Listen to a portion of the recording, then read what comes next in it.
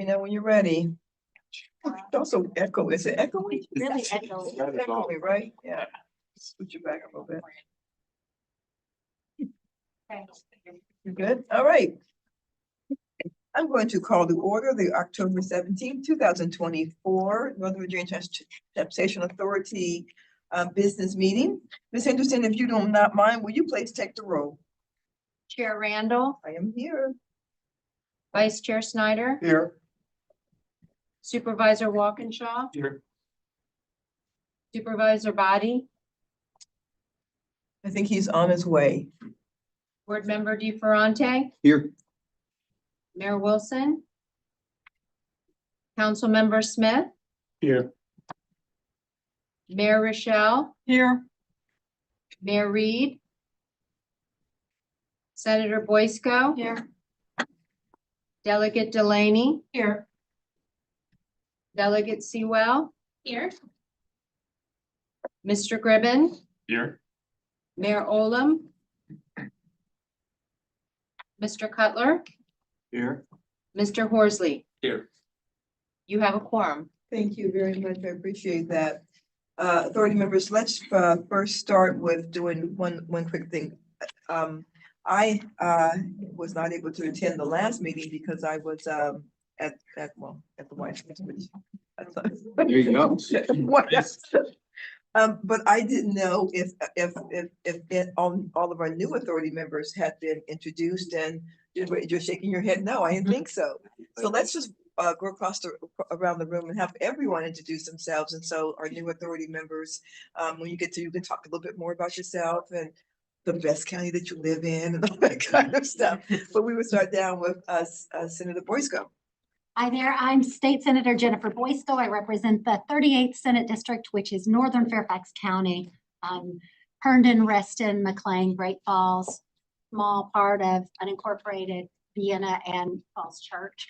And I have been on NVTA since 2019. And the chair of the Transportation Committee in the Virginia Senate. And I'm Todd Horsley. I'm from the Virginia Department of Rail and Public Transportation. I'm actually in the Northern Virginia office, and I sit for the DRPD director. Hi, everyone. I'm Delegate Carrie Delaney. I represent the 9th District in Fairfax County, which is parts of Pursley, Chantilly, and Centerville to south of Dulles Airport. I was elected in 2017 and have been on the Transportation Committee that entire time, but this past session was named the chair of the House Transportation Committee. So we have the chair of the Senate and the chair of the House Transportation Committees in yeah. NVTA, which is pretty amazing. Yeah. Hi, I'm Bill Cutler. I'm the district engineer for VDOT's Northern Virginia District, serving Arlington, Fairfax, Prince William, Loudoun, and all of the towns and cities in between. I've been in this position for 11 months. Hi, I'm DJ Gribben, a gubernatorial appointee.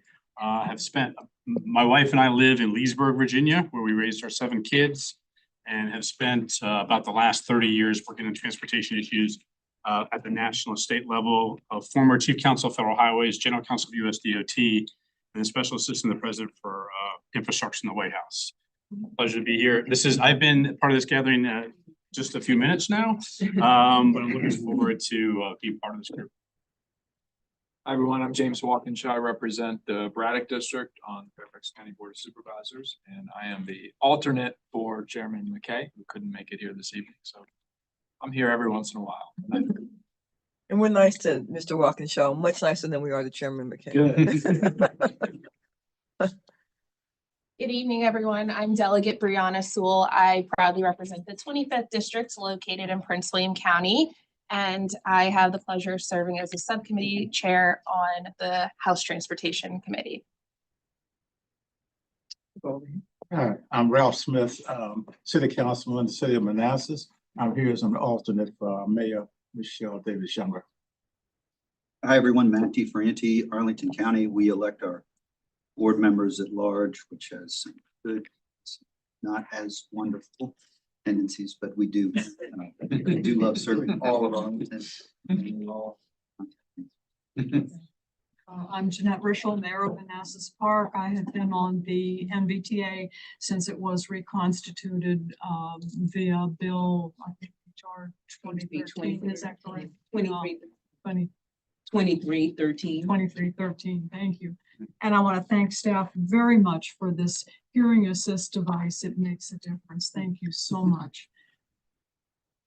I second that.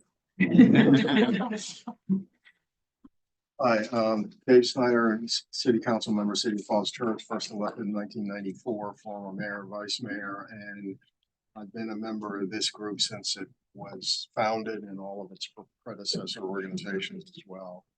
And what I really like about it is, it's already been mentioned, great staff, consistently great members.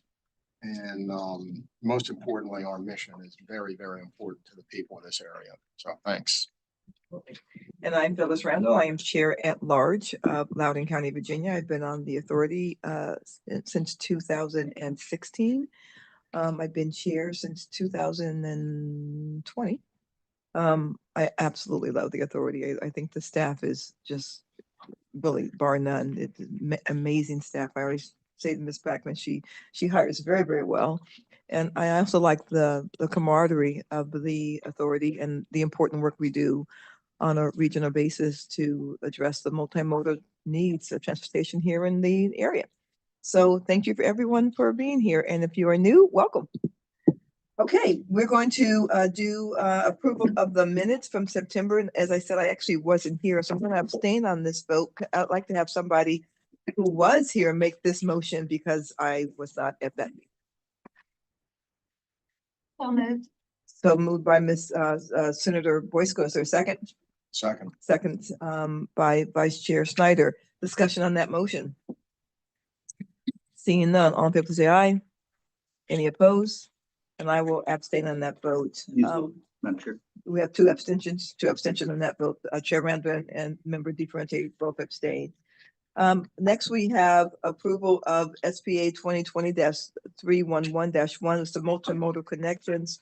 It's actually in Arlington, so I hand it to Ms. Bachman, and then I'll go to Mr. DeFerrante for a motion after questions.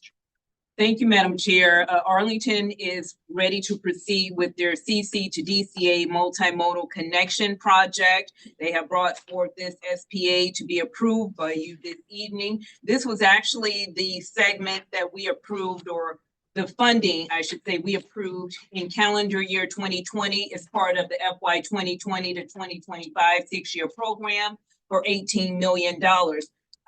Of note, the project also received an additional $21.1 million in the FY 24 to 2029 6-year program that you adopted this past July.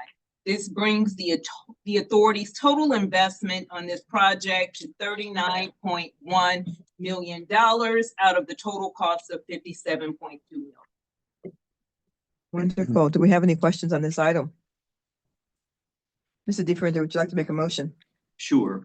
Thank you, Madam Chair, and thank you, Ms. Backman and colleagues on the committee. I'll just say, I'll move the authority approval of the proposed standard project agreement 2020-311-1 Arlington County's CC to DCA multimodal connection, formerly known as CC to DCA intermodal connection, in accordance with NVTA's approved project description sheet as appended to the standard project agreement, and authorize the Chief Executive Officer to sign on behalf of.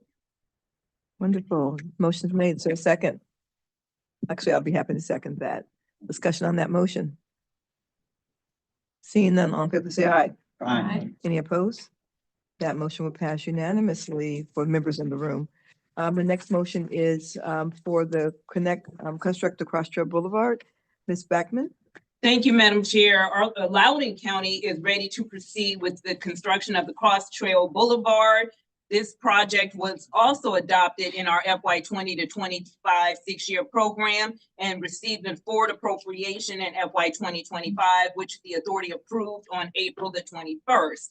The amount of this, for the SPA is $36.7 million. The attached SPA is presented by the county and it has been reviewed by the Council of Council. Thank you. I don't have any questions. I'll make comments during the motion. Does anyone else have questions?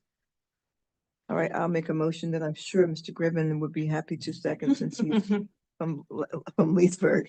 I move the approval of the proposed standard project agreement 2020-304.1, Loudoun County Construct Cross Trail Boulevard Route 653, Sickland Road to Dulles Greenway, Route 267, in accordance with MBTA's approval project description sheet as amended to the standard project agreement and authorized by Chief Executive Officer to sign on behalf of the authority. Could you repeat that? I will not. Like a second. There's a second. I said. Thank you. Thank you very much.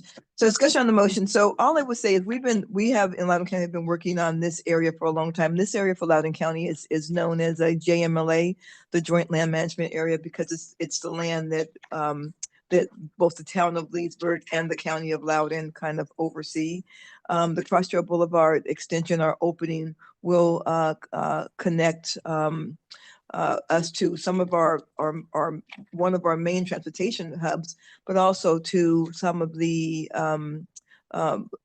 sports facilities and sports hubs that we have out there in Loudoun as well. And so it is and to, not that this should matter, but to a really good mall.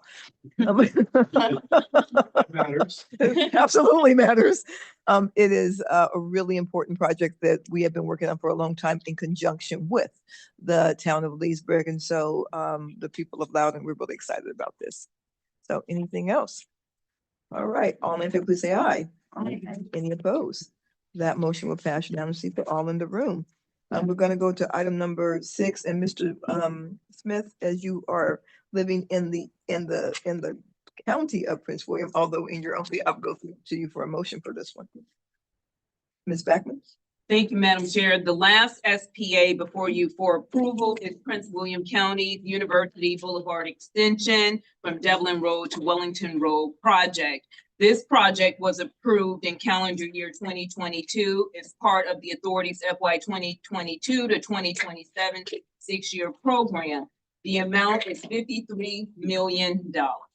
Wonderful. Do we have any questions before I go to Member Smith? Councilmember Smith, do you have a motion?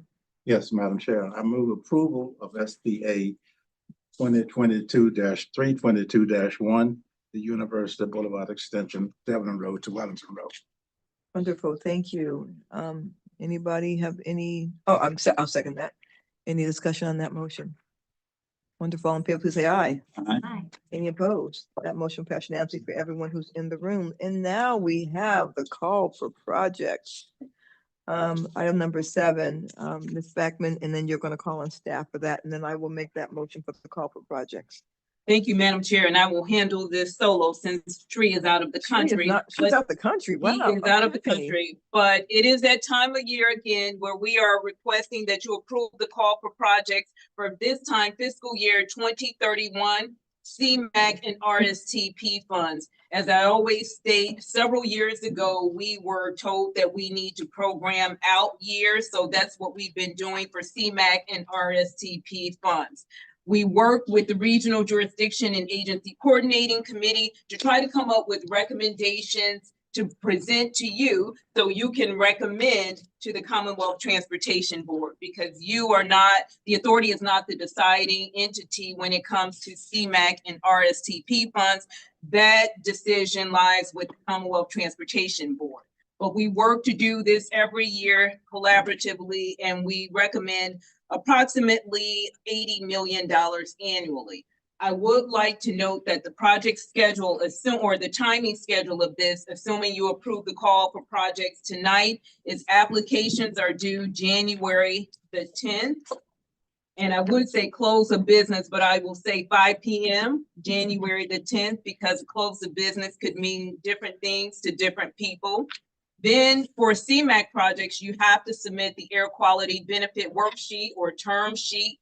That is due January the 24th at 5 p.m. In addition to the resolutions of support. Resolutions of support are required from the jurisdictional governing body. You can also have them from neighboring localities and agencies.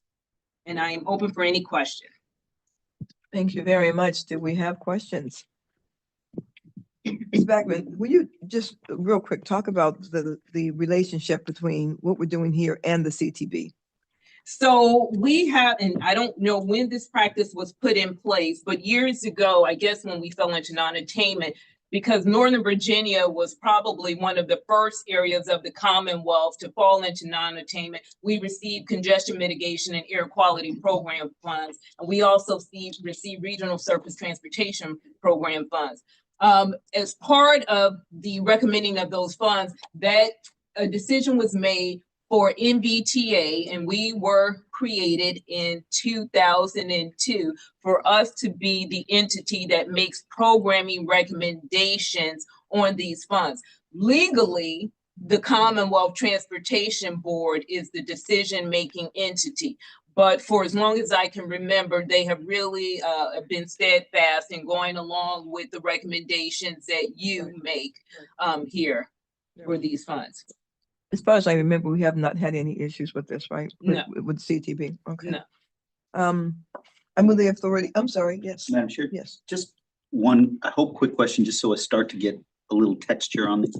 Is there a time frame when we set the precise dollar amount around 80 million? So it's interesting, we go on an average because we really don't know until after some of the budget issues come in, because what happens with these funds, because they are, I was about to say universal, the other areas of the country have them as well. And sometimes other areas do not use the money, or other parts of the Commonwealth don't use the money. So we will receive additional monies that we go back and program.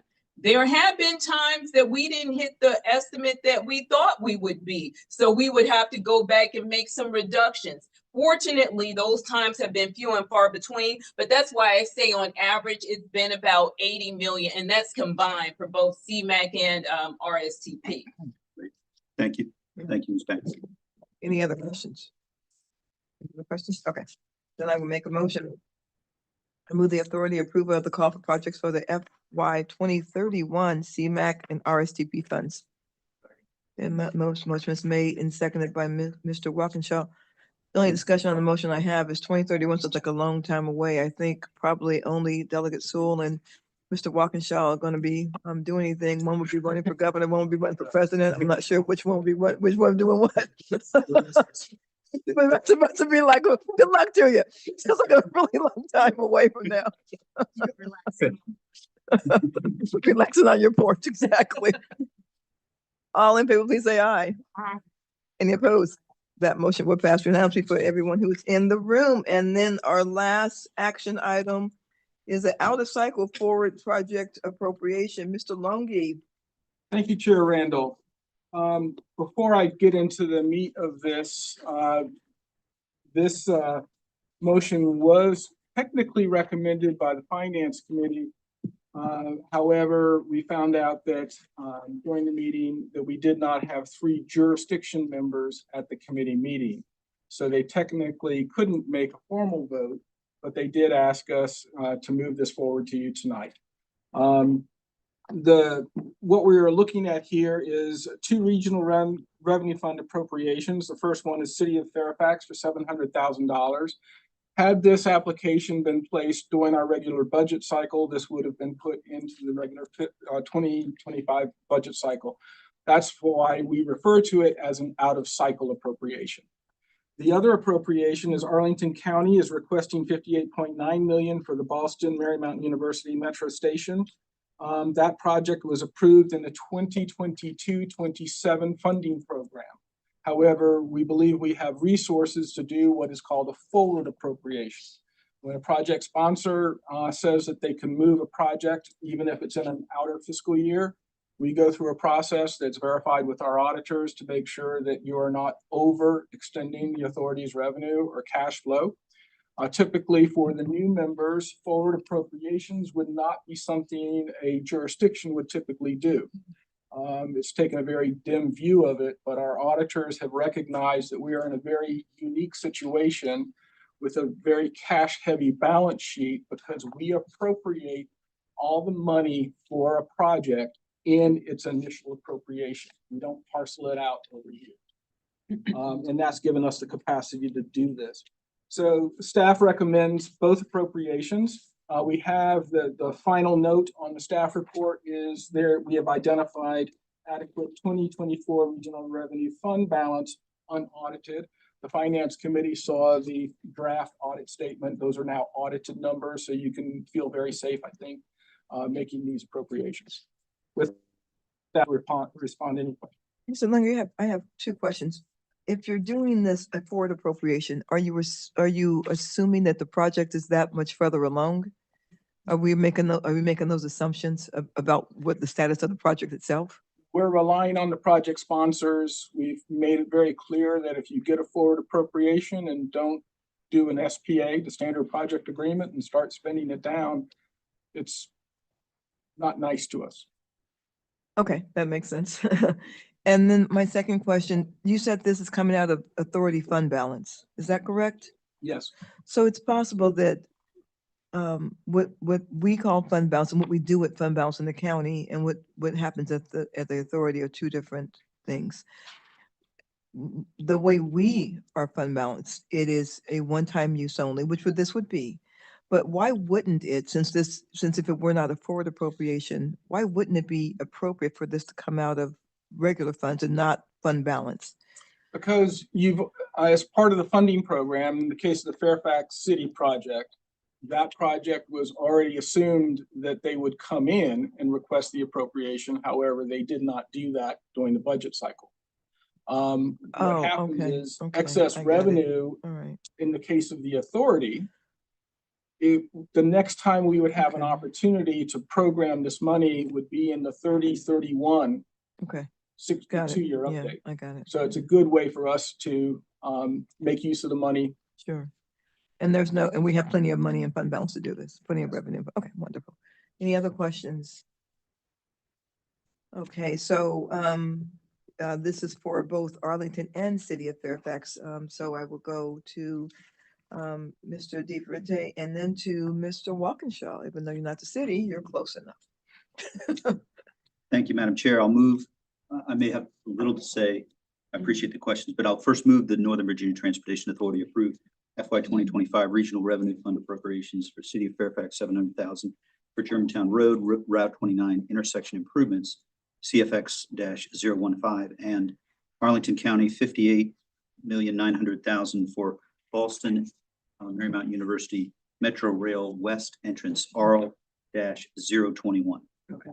Second. Motion's made and seconded by Mr. Walkinshaw. Discussion on the motion, Mr. DeFrente, do you have something? Just briefly, especially given Mr. Longy's presentation and the last few months of discussion on this, we in Arlington are very grateful for the authority's action. We are mindful of what you touched on, Madam Chair, of the responsibility that we have to see this project through. And of course, it's critical for transit and access to the west, but it's also not a small project. And I recognize the responsibility that we have as a jurisdiction to fulfill and move this project expeditiously. Anybody else? Any other questions? Mr. DeFrente, I thank you for that. I know there's been lots of discussion about this project, and so I do appreciate your Arlington, you and Arlington recognizing that. So thank you. All in favor, say aye. Aye. Any opposed? That motion would pass unanimously for all the members in the room. Okay, that was all of our action items. But we do have some pretty important discussion items, most of them coming from finance. And so I will then ask I'll ask first Ms. Mayor Richo, do you have any comments before we pass it on to Mr. Longy as Finance Committee Chair? Thank you, Madam Chair. At the September meeting, the Finance Committee reviewed staff's work on the out-of-cycle forward appropriation that the authority acted on tonight. Also in September, the Finance Committee, which serves as the authority's audit committee, received an update on the annual audit. Tonight, we received an additional briefing with the audit firm PB Mares PB Mares, and voted to bring the final audit forward to the authority for action in November. At our September and October meetings, the committee received updates on the financial transactions related to our new office location. Staff reported that all transactions are occurring in line with the lease term sheet approved by the authority in September 2023. The committee reviewed a staff proposal to add an analysis of MBTA's core values of equity, safety, and sustainability to the economic impact analysis. There was much discussion about these new types of economic analyses, especially those that focus on transportation. We also discussed the procurement requirements related to this addition and concerns about delays resulting in the 2024 analysis not being ready for the 2025 General Assembly session. The committee directed the CFO to complete the current economic impact analysis using the prior parameters and undertake a new procurement that would include the core value assessment for later in the year.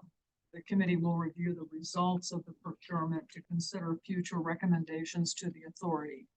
Finally, the committee received a detailed briefing on the investment portfolio strategies that are being used to safely maintain the yield as market rates fluctuate trending downwards.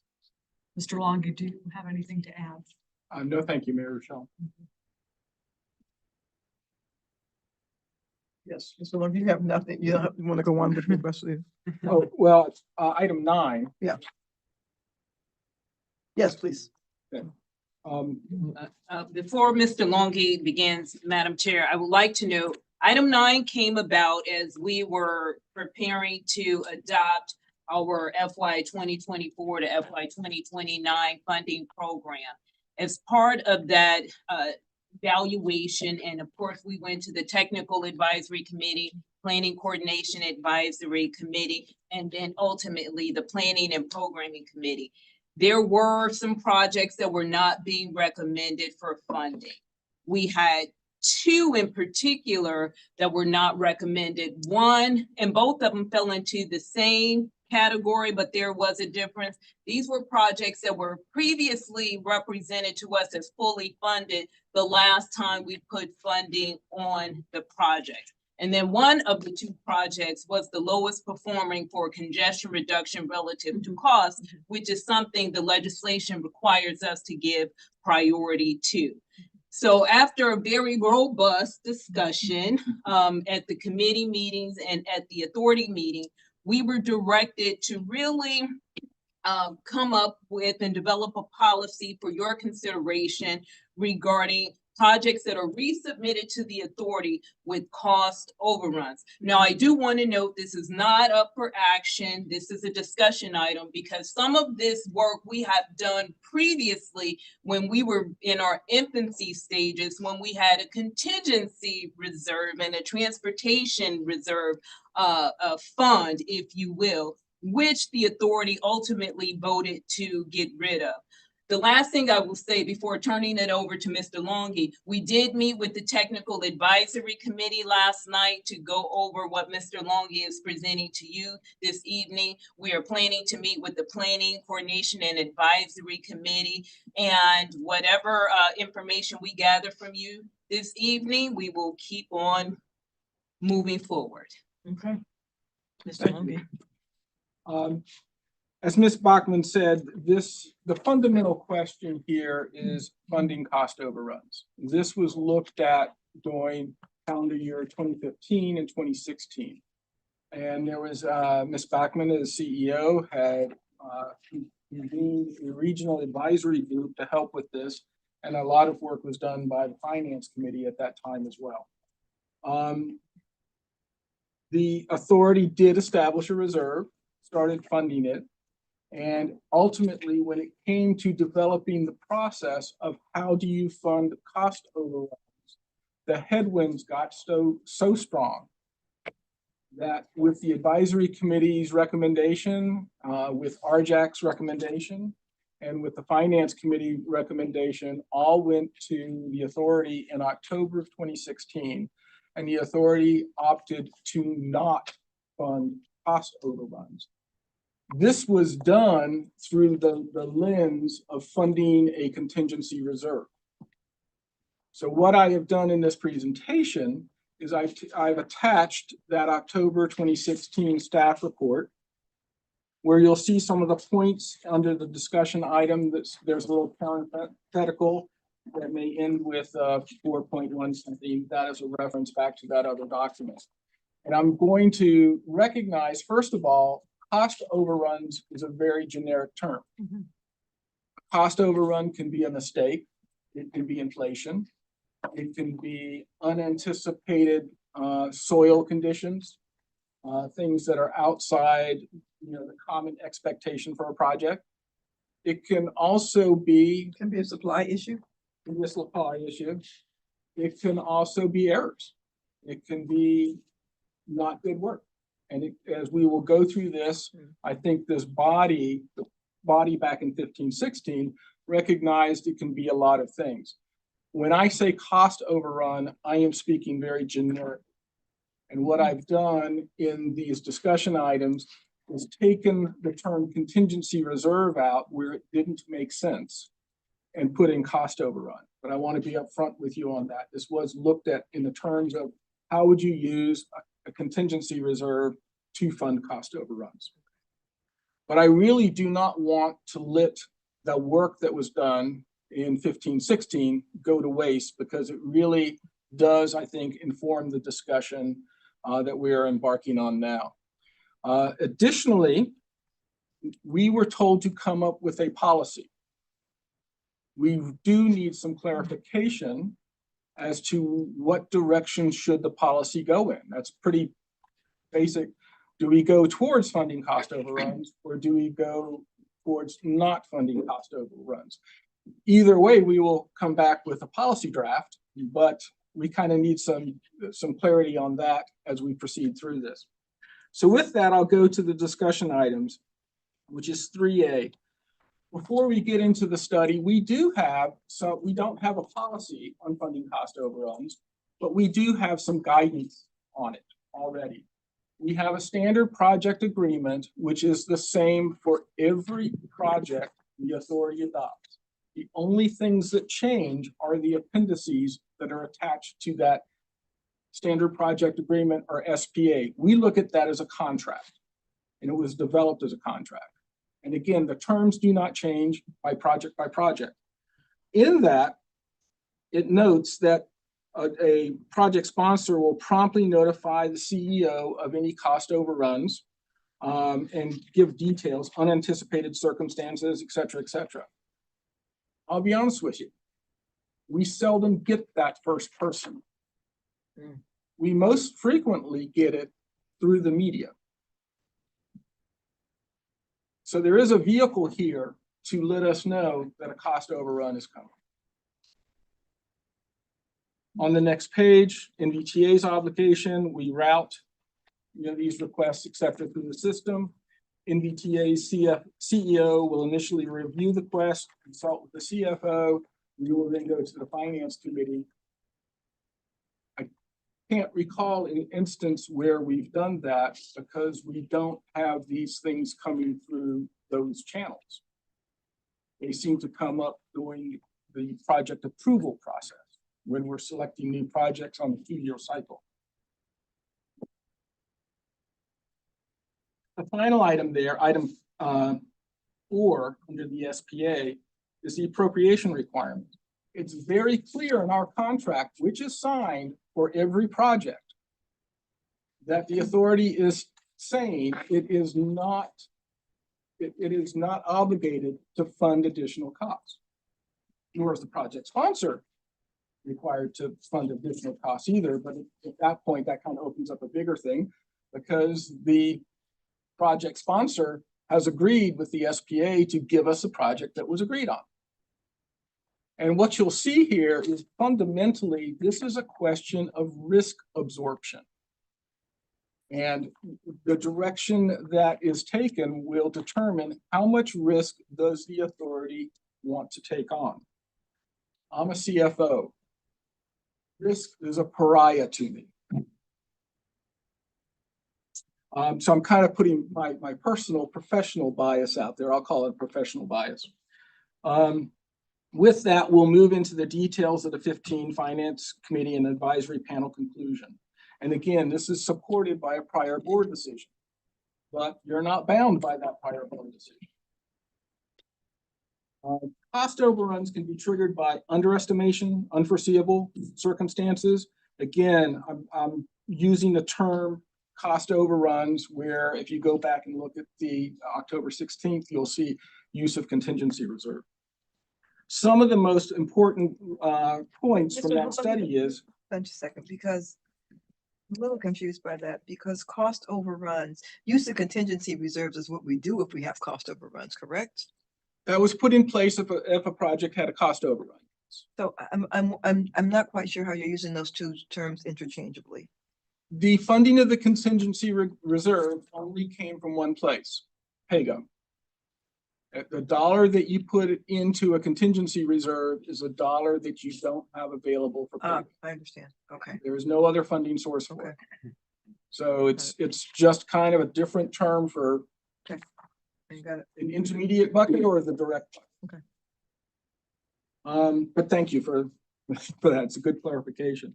The advisory panel recognized that few, if any, project grants from other sources came with the expectation that there would be a contingency reserve or that there would be funding of cost overrun.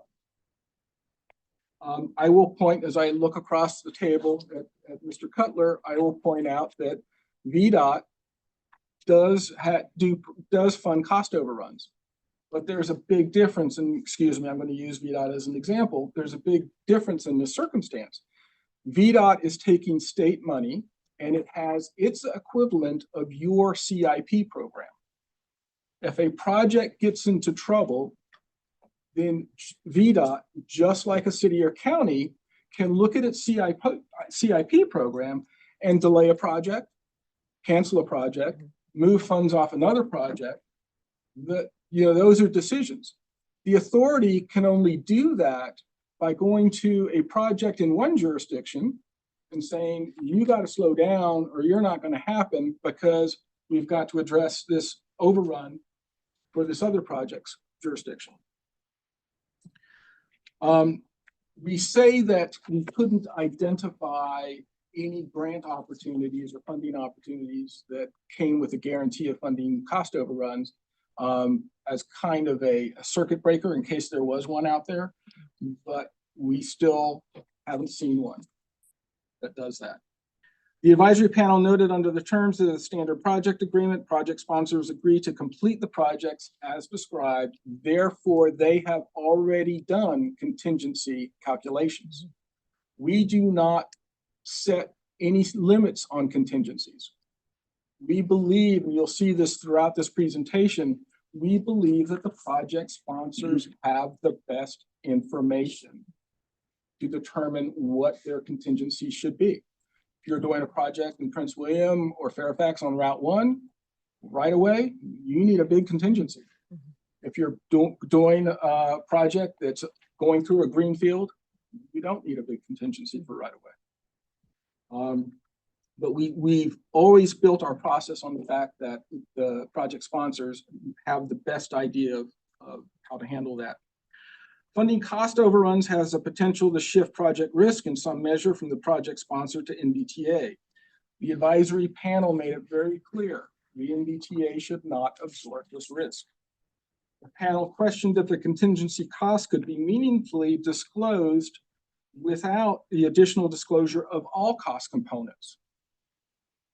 Such disclosure would be expensive, time-consuming, while potentially adding little value to the project.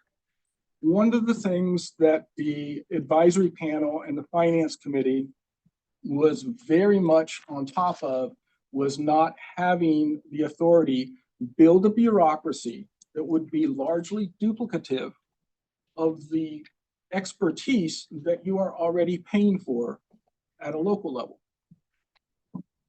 The advisory panel cautioned that in an environment of broad economic changes, such as inflationary labor, raw material, etc., projects could face escalating costs. When this work was done, inflation was 0.2%. It recently peaked at 9.1%. Even several months ago at our RJAC meetings, looking around the virtual room, I saw that most folks were substantially younger than me and had not lived through double-digit inflation. And so if you've got a project that has been delayed, hasn't implemented, and they did their contingency in a 0.2% inflation environment, and we have some of those, and it's recently gone to 9, 10%. That 9 or 10% inflation, unless you hit deflation, doesn't come off the project expense, and we've not hit deflation. The sufficiency of the funding level for any contingency reserve creates a reduction in pay-go. Again, we don't currently examine the details at that level of the projects. There was a question as to how will NVTA staff recommendations be formulated. Our recommendations are largely based on congestion reduction relative to cost and other factors. The cost is going up. Do we need to remodel every project that comes back and asks for more money because of cost overrun? But projects are modeled and ranked within the cadre of projects during that funding cycle. So if you have a project that was done several funding cycles ago, does that mean we come back and model all the projects all over again? I mean, that almost be the only relevant way of doing it. Is there an equity issue when sub-project sponsors have committed additional local funds for their cost overruns while others are depending on NVTA? And we get some notice of cost overruns and we coach them. What about your 30%? What about other funding sources? The advisory panel recognized that NVTA project evaluation and selection, again, it's legislatively required that cost is a consideration. The ability and willingness of NVTA to fund cost overruns may induce some project submitters to reduce their project contingency or other cost factors to make their project more competitive. But then come back and ask for the authority to fund the cost overrun. Multi-phase projects have an opportunity to absorb cost increases through future requests for sequential phase funding. Some projects come in and they ask for design and engineering. They ask for different phases. Well, if they've got design and engineering, then hopefully their information for their estimates, again, which we rely on them to do, would be better informed. Items 4, 5, and 6 at the bottom of page 3 are all about the bureaucracy that would be getting built. Past project performance, request for additional funds for prior agreed upon scope would need to be made a formal part of the contingency request and possibly future project evaluation processes. So we would have to put, is this cost overrun? Could have this cost overrun been seen? Was it preventable? Things like that. The NVTA contingency reserve has been referred to as a last resort option. The advisory panel questioned how we would know that without examining everything that the project sponsor had done. Again, that's a lot of staff. We have a lot of very bright, well, we have 20 allocated people. That's not a lot to y'all. But we have a good staffing level for what we are doing. But if we have to get into this level of detail, we will need to substantially ramp up staff. If additional funding were to be offered, the advisory panel recommended localities be required to commit their local distribution or 30% funds as part of other options prior to a contingency request. However, this raised additional questions. What if the locality's funds were already committed? I mean, we see an annual certification for the 30%. And we see sometimes a locality may be holding a large balance, but whenever we ask, they give us a list of things that those funds are committed to. Are there equity issues with agencies since they don't receive 30% funds? PRTC, as an example, does not get 30% funds. But it runs a bus system just like Fairfax Connector and Loudon Transit do. Should and how would project sponsors be required to affirm they have no other financial options other than to request contingency use? Not to age myself, but I've been doing local government finance for close to 40 years across 3 jurisdictions in Northern Virginia. Everybody keeps their books very well. They're all AAA rated jurisdictions. There aren't audit problems. But there is a world of difference in how you can do the right thing and still be compliant with the county.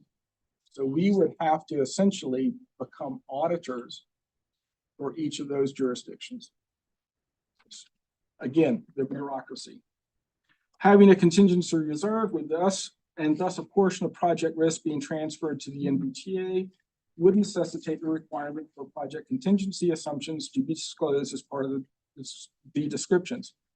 The disclosure would then become part of the application and assessment process. So now you have finance people working on what recommendations to take on transportation projects. I will note that when we started funding the contingency reserve in 2015, we got the balance of it up to $8.6 million. You just approved a project appropriation for 50-some million dollars. At that time, we went back and looked to see what type of cost overruns we could discern from applications that were coming in, and we identified 24 million. Currently, and this is very tough for a CFO to say, but give or take $100 or $2 million, give or take $100 or $200 million, we can see potential cost overruns of $1 billion.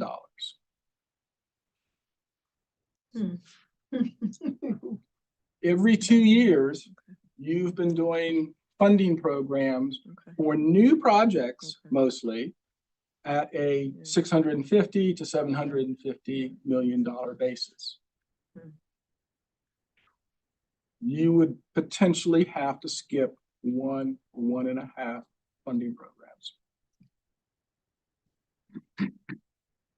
So, policy considerations, if we move forward and decide to fund cost overruns, we've learned a thing or two since 2015, 2016. So we have some additional things we would be interested in making sure the policy to fund covered. Accuracy of cost estimates is critical to the CCRC calculations. Applicants are responsible for including sufficient contingency. Applicants actually have complete control over the dollars that they put into a project. They have to make that balance. What is the total cost of my project? How am I being competitive in the pool? The pandemic affected supply chains, resulting in cost escalations, but project delivery was already lagging in many cases.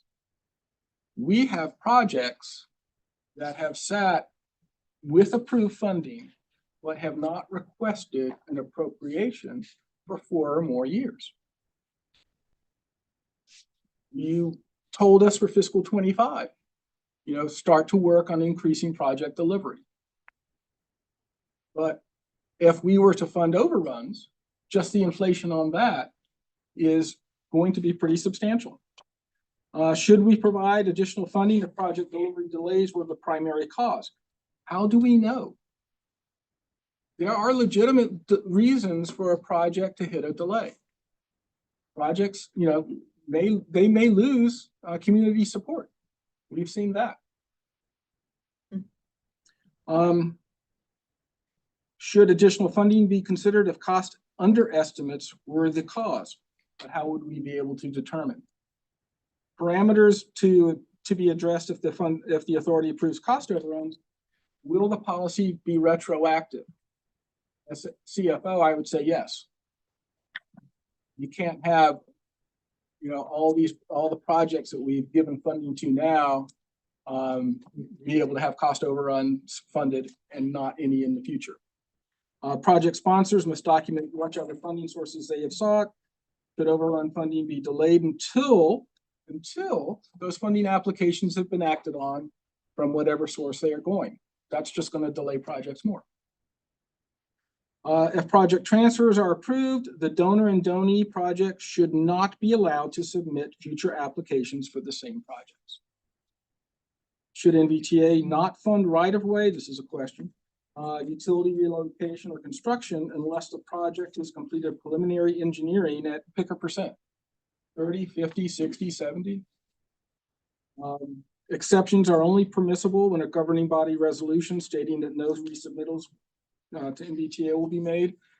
And finally, this last bullet is, I think, a very real fear, but not something that I can point to. If we have a project that, for a variety of reasons, I'll say loss of community support, and let's say it was funded at $60 million. And the project sponsor has a sense that it's not going to be able to get off the ground. Perhaps something has changed. I mean, the pandemic changed commuting patterns. And they asked to transfer money out of that project and out of that project. What they've essentially done is made their own little bank to move money out of for a project that they may end up canceling. I think it would be better for the region if the project sponsor just came forward and said, I need to cancel this project, which we have in several instances have had project sponsors come forward and say, things have changed. I'm not going to be able to do this, or I'm not going to be able to do it with the description that was, evaluated and approved by the authority. So with that, I will leave it for the authority's discussion and any questions. That was a lot.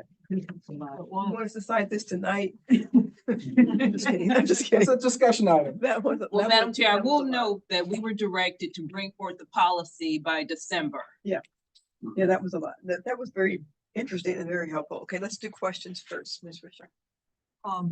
My personal take on this, a policy of this nature, it seems to me that it transfers a lot of risk from the project sponsor to the NVTA, and I don't think that we should be doing that. That's my main concern. Thank you, Madam Chair. Thank you. Mr. Rockenshaw. Thank you. Just a question related to the point you made about projects that have been approved for funding, but there hasn't been an appropriation request. Have we surveyed the jurisdictions that have projects that are in that category? My guess is you and Ms. Bachman have kind of a feel for the causes, but I mean, have we surveyed all the jurisdictions to say, you've got 3 projects that are in that category, and can you tell us why? And then we see on a chart, of the projects that are in that category, this one's delayed because of engineering, or this one's lost community support potentially, or they're looking for additional funding and applying for smart scale or something else. I mean, do we know, can we break down the causes of those delays? We can't currently break it down, but we do have the idea, the sense that you were talking about. And that's part of what the project delivery emphasis that was made for fiscal 25 was to start to kind of gather the information in a concrete format and document it. We did do quarterly check-ins with project sponsors, counties or a city, and do a rundown on their projects. But frankly, the staffing level didn't allow us to keep up with that. And I will add, every month, the project sponsors are supposed to update us on the status of their projects. Now, some months it's the exact same verbiage, if any. And then you have other project sponsors that are very forthcoming with the status update. But as Mr. Longi noted, because we do our funding programs every 2 years, the funding programs have really outpaced the staffing available. We used to do quarterly project updates with the project sponsors, because we do it internally. So staff runs a report, we see which projects are lagging, then we reach out. And when I tell you, we've heard the whole gamut of why the project isn't moved. Sometimes it's political will. Sometimes the community doesn't want it. Sometimes there's been turnover internally in staffing and the project needs to be restructured. We have heard a lot of reasons why there is a lag. Now, on the flip side to that, most projects, which we like, have other funding sources in addition to the funds that MBTA has. And if you have federal funds on a project, most federal funds have sunset provisions. So you have to use those funds first. Those are not the projects we have issue with, because if you tell us, hey, we're not spending down MBTA money, but we're spending RSTP or IIJA or whatever the funding source is, the project is still moving. It is when we see no movement at all. And as Mr. Longy noted, unfortunately, sometimes we hear about or read about project updates in the media, and that's how we learn. Okay. Which should never happen, to be quite honest. Yeah, I mean, it seems to me that the board members would benefit from seeing that list and the rationale to the extent that it exists, but that'll be for others to decide. Just a question in terms of the submissions from jurisdictions. So if I'm understanding it correctly, there aren't any kind of NVTA standards in terms of, you know, a year over year cost escalator on a project, right? So if Fairfax County submits a project and we think it's 10 years from construction, or it's going to take 10 years to construct, we might decide, you know, it's a 5% annual cost escalator. And Prince William County might decide for a project that it's a 3% annual cost escalator. And we NVTA don't set any of those standards in the submission process. So there was a lot of discussion on that when we started funded operations post 2313. And if we were to set a standard, then we're liable for the standard. Okay, and then final question, the scoring, and I should remember this from the PCAC meetings, but the scoring of cost relative to congestion reduction is the total cost for the project or the NVTA request? Total cost. Total cost of the project. Total cost. Thank you. Thank you. Other questions? So, first of all, it was helpful.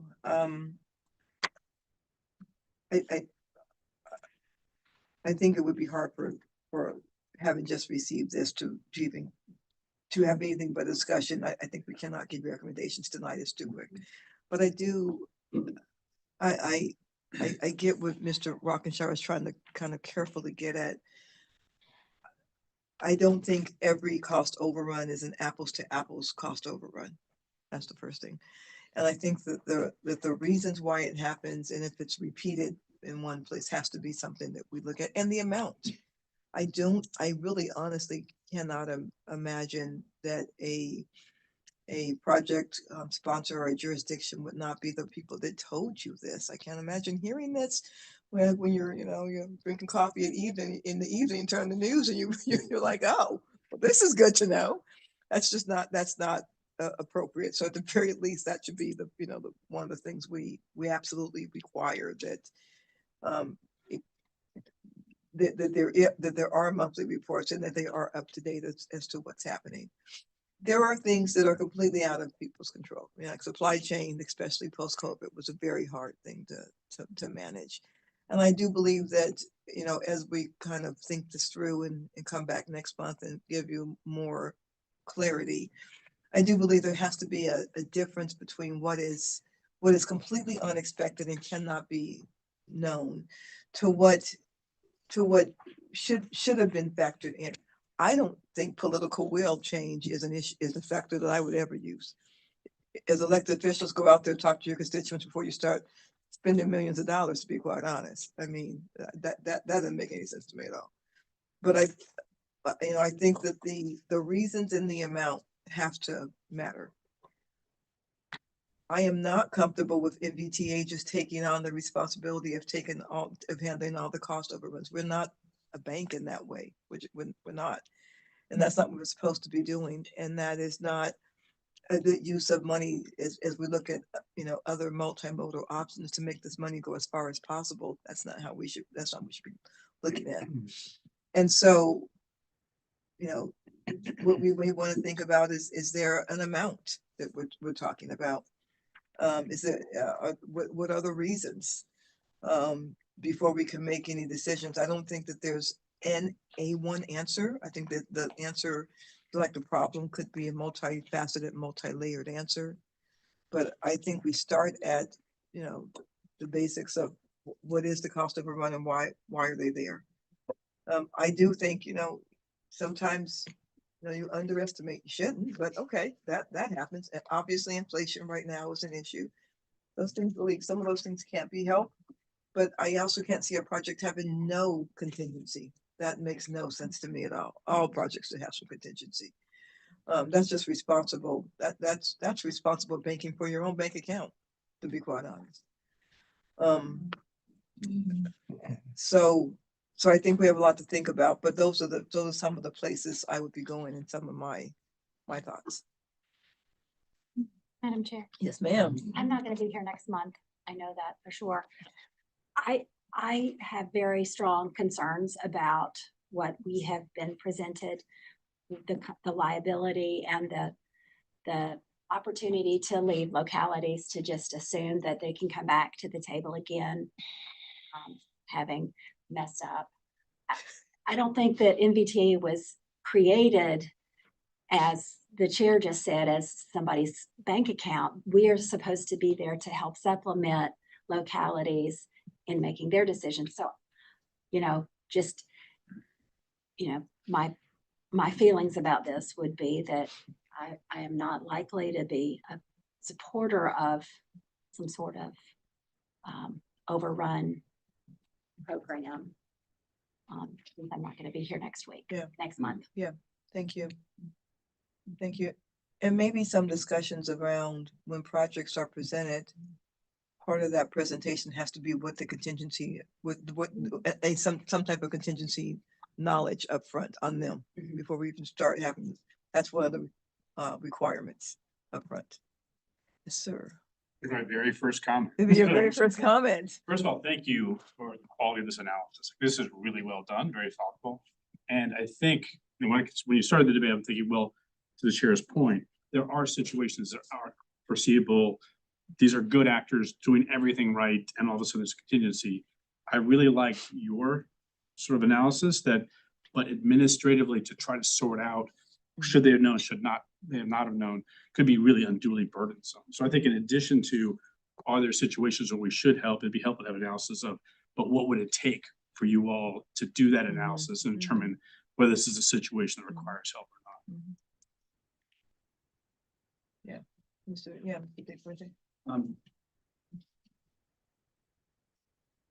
Given all the three comments that preceded, it feels almost to me as though the 7 pieces at the end of page 4, they're questions, but they all almost feel like recommendations. And that's okay with me. That's totally okay with me. I'm trying to, and also given Ms. Backman, you mentioned that the timeline we're under for the policy. And so you asked at the start, should we do this at all or should we not? These seem like criteria that could close this, so narrow the scope on what you said, Madam Chair, of sort of the circumstances under it. I'm just trying to provide a little help. I see the schedule of the rest, and we're not going to fix it today, but at least what I think I'm hearing from your comment is that these 7 seem like they might be in the realm of the reasonable, and maybe that can provide a work, you know, just that little extra boost as you try to do the work schedule that you've got here. I don't know if that's what I'm hearing, but that's what I think I'm hearing. If I could add, you know, the authority you directed us to bring forth the policy by December, you can extend that directive and provide additional time if we so choose. I probably would not, That you know how I am about this stuff. I probably would, I'll keep us in a room all night till we get it right before I'd extend it past December. To be quite honest. I wouldn't do that, because we really do need to get this right. We really do. Mr. Shaw. As we go forward in discussion, I think it would be very helpful to have a list of risk. I mean, it would seem to me there's risk on various levels of this proposal. And I would like to see a list of all the potential risks, whatever part of the process we might be in. Well, that's good. That's good. I would add to this list of 7, number 1 would be that the project manager or the locality has to be the one that tells you that there's overrun. The moment you find it out on TV, they're not getting no money. That's it. That's it. Just confirm that with councils. We could also, the word timely is very broad, and it did occur to me that I don't know whether it's feasible to describe like a third of the project timeline or some time that could make that a little bit more concrete. If that's Yeah, it does. Yeah. Well, although if the monthly reports are coming in, a locality or project manager should be able to say, to know the direction something's going, right? It's, you're not fine and then you drop off the cliff, right? There are some telltale signs of something that might be happening. And that's why getting those monthly reports and not, first of all, getting them at all is important, but secondly, not just getting a repeat of what came in last month is important as well. Right. And some project sponsors have really done a great job at communicating the issues that they foresee with the project, and like, we think we may need additional money. For us, it's the challenge if we hear about it or when we're doing an application, when we have a call for projects open. And that's the first time we're hearing that a project that was previously fully funded needs additional funds. So what I would say is this, one thing that happens in Loudoun County is that at the top of all of our meetings, there is a time for the person or persons who have attended regional meetings to kind of report back to our bodies as to what is happening and what's going on. I don't know if that's true for VDOT or if you're going to call the governor. I don't know how that works.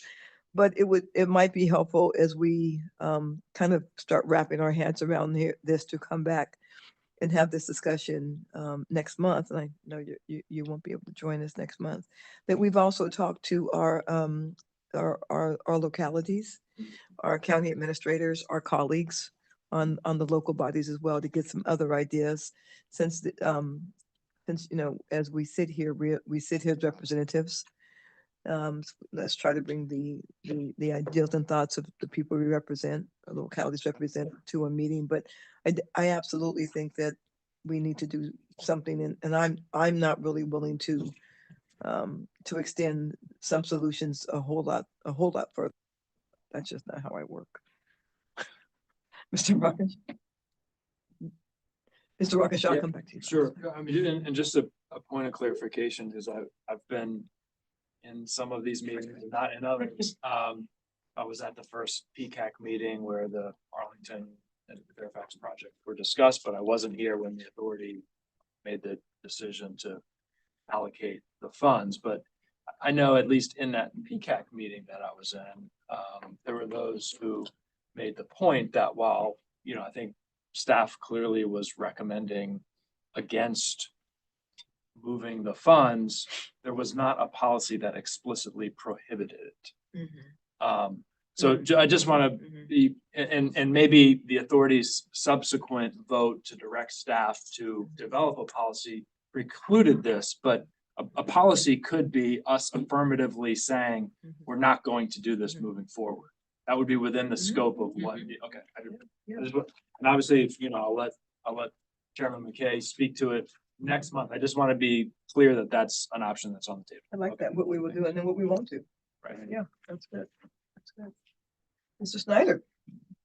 So, basically, I was just jotting down right before you made the comment, and I would say in constructing the policy, the basic policy is no.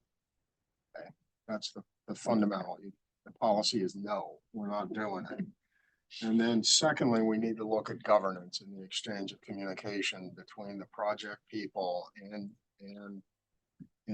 the authority to make sure that we're requiring prompt status reports that are really meaningful, that the authority has the ability to review. And that we're not overtaxing the authority, but we're taking a look at the governance between the authority and project managers one more time to make sure we've got the communications going that we need. And finally, the question is, are there exceptions to the rule? And if so, what are they? I've heard, you know, when you have a situation like we had with either a financial crisis or a rapid historic inflation element, it's going to be extremely difficult to draft the exceptions area. And one thing that you can do is that none of this happens automatically, that it's got to go to the authority, and you're going to have to face your peers and make a pretty convincing argument. So I think for me, the most difficult element is crafting the exceptions, if any. But then part of that is you don't get an exception unless you come before this authority. But the basic assumption is no, and there need to be, again, easier to say, hard to draft, what the exceptions might be. So you're going. If we have exceptions, now the authority could say absolutely no exceptions, right? Sure, Randall. That's interesting. That's interesting. You're going, just you're going from the opposite way, from instead of saying, these are the, we would look at, you start with no. No. You start. Yep. Okay, all right. I hear that. If I may, suggest something along the lines of the SPA, which when you have an appropriation, you have to get your SPA in, that's your contract. But that same process that is in the SPA might be right to do exactly what you're talking about. The project sponsor comes to the CEO, comes with detail. That detail goes to the finance committee. That would still allow an examination for particular concerns, but not make funding cost overruns a routine or policy by right. But what it ultimately does is it basically directs that transaction, as I think it might have been originally envisioned in 2013, 2014. And that is, if a project runs into trouble, bring it to the authority's attention. But pretty much every jurisdiction has done an SPA or two or three or a dozen or more. So they're aware of that wording, but that mechanism has not been used. Yeah. Okay. Mr. Snyder is the hammer. Yes. All right. Well, we're going to put this back on the agenda for next month. And so there's no motion on this item, it's an information item, but I am going to, without objection, give staff the instruction to bring this back and put this back on the agenda next month. For it can be a discussion item, although it might be a discussion item that we start to craft something around for next month. Okay. All right. Wonderful. Thank you. Thank you very much, Mr. Lungi. That was very, very, very helpful. Finance committee report. A, B, and C, Mr. Rischel, that's financial, go to you. Already given? Already done? Okay, we're done. We're done. Well done. For Mr. Longy then. Yeah. Asking for it earlier. Okay, so you're finished with that, huh? You're finished with that. Okay, Ms. Backman. Thank you, Madam Chair. So as a continuation from the previous discussion, attachment B in the CEO report notes the project status updates. We don't run all projects because if there is no change from month to month, and sometimes that happens, you won't see that in what's printed out, but we do have that information and the full link on our website. But we do have in attachment B, the project status update with some changes highlighted in the red text. Additionally, I would like to remind everyone that we are hosting our inaugural State of the Regions Transportation Network event on Wednesday, October 30th, from 8:30 to 11, right here in this room. Chair Randall will give welcoming remarks. I am going to give a presentation. We have Chairman McKay, Julie Coons, and Kathy McGee, who's Deputy Commissioner, all serving as panelists for this discussion. So if you have not registered, please do so. We don't mind registering you, but please let us know and we will take care of that. Because we had several designees tonight, we will take the authority photo at the November meeting. And like I said last month, wear whatever you would like to be photographed in. Because the pictures will last. And Madam Chair, that concludes my report. Oh, the picture is always so much fun to do, and there's always somebody that's not there. We're trying to Photoshop them in, and it just never works well. So, we take Senator Boysko's picture tonight because you know she's not going to be there already. A couple of things before we go into closed session. One, we are in the new location and it looks wonderful. It looks wonderful. So to the staff, thank you thank you very much. Abigail worked really hard on this, didn't she? She did. She did. She did. It was really all hands on deck, but Abigail was our internal lead architect as well, and she's not playing. It looks amazing. Congratulations. It is a very, very nice space. So thanks a lot. And I hope you all are enjoying it. I do want to note that our MBTA rep, Mr. Bill Cutler, was actually chosen as one of the 50 most influential people in Northern Virginia. And I saw you at the event. It was not the event we expected, was it? But it was not. What was going on there? It was unbelievable. How much food did we eat that night? For God's sake. Amazing. Amazing amounts of- Lifestyle I deserve.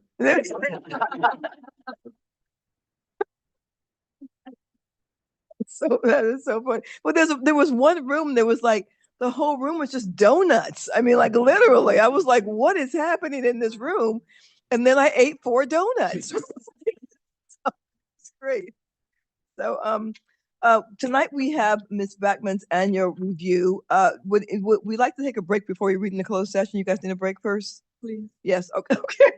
Let's take a break, come back, and then we will read in the closed session for her annual review. But let's keep the break to 10 minutes if possible. Thank you.